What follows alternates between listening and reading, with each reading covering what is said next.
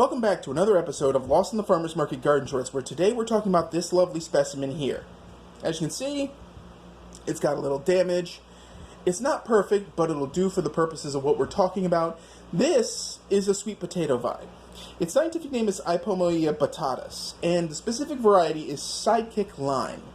However, on the plant tag that came with this plant, it said that it was Stacy Sidekick lime, because apparently Stacy's mom has got it going on, and she plants potato vine all the time. Yeah, that's a rollback right there. But anyway, so it's in the family Convolvaceae, which includes the morning glories. Now, for those of you who heard the name Ipomoea batatas, that means that it is the same scientific name, and that's the same scientific name as your conventional sweet potato, because botanically there's virtually no difference between this species and your sweet potato vine, of which produces those red-colored sweet potatoes that are sometimes incorrectly called yams that you buy at the supermarket.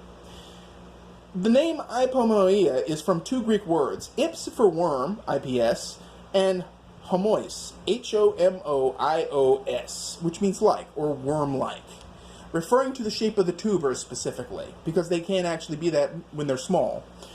Batatas is a Spanish word. It basically means potato. Now, this plant is native to Peru. It was first cultivated around 2500 to 1850 BCE, and there is archaeological evidence to support from dig sites to support that this is the case. It is a perennial in USA zones 9 through 10 and an annual in zones 8 through 1. It prefers a soil pH of 5.5 to 6.5, and its exposure is full sun to partial shade. Its height can be 6 to 16 inches, and its width can be 20 to 36 inches. Now, what's interesting about this plant is stems about this long, or, well, here's a good one, that long, can be put in water and they will root, in both cases for sweet potato and sweet potato vine. They will root where they touch the soil for any amount of time, allowing them to spread and produce more tubers in the case of sweet potato. In the case of sweet potato vine, it produces feeder roots, which may produce tubers. Now, we're going to get into the tubers in a moment. So, again, they share the scientific name because effectively this is a selection off the sweet potato line. They're genetically probably identical except for one, the expression of a lack of a tuber forming gene, and of course the crazy foliage. Now, I should point out when it comes to the foliage, look at this shape. It's pretty crazy looking, huh? That's some serious lobe action. That is not what a sweet potato leaf looks like on the tuber forming variety. They're actually bigger and chunkier, but they're similar in shape, but not like that. Not that extreme. Now, these plants come in a variety of colors, but it's a limited palette. They're usually some shade of black, which is really a dark brown or a dark purple. There's a variety that is dark purple. There's a variety with deep red edges. There's ones with different shapes. There's a tricolor one that is green, white, and pink, I believe it is. And then there's various renditions on the chartreuse look. I'm more favorable to the chartreuse look because it tells me, oh yeah, that's definitely not your sweet potato, tuber forming sweet potato. It's like putting up a stop sign. You know what's going on. Well, anyway, sweet potato vines do produce small, white, or nearly translucent tubers that are edible, but essentially flavorless, and some people call them gamey. It's been a while since I've had one, but I remember them looking like, basically like sweet potatoes that hadn't developed enough. They certainly don't have the brown skin that you'd expect, nor the red flesh. They are edible as a famine food. Fortunately, you can eat the leaves, so that's fine. And in a couple of outtakes of this episode, Mischief was chewing on this plant hardcore, and I had to stop him because, it doesn't look good on camera. Now, as I said, the leaves are edible, but they have a bit of a strong flavor. So typically what will happen is they'll be eaten cooked. You can eat them cooked or raw, just fine. But typically they'll be steamed or cooked like spinach, and that makes them a little more palatable, and then you serve them over rice or something with a sauce.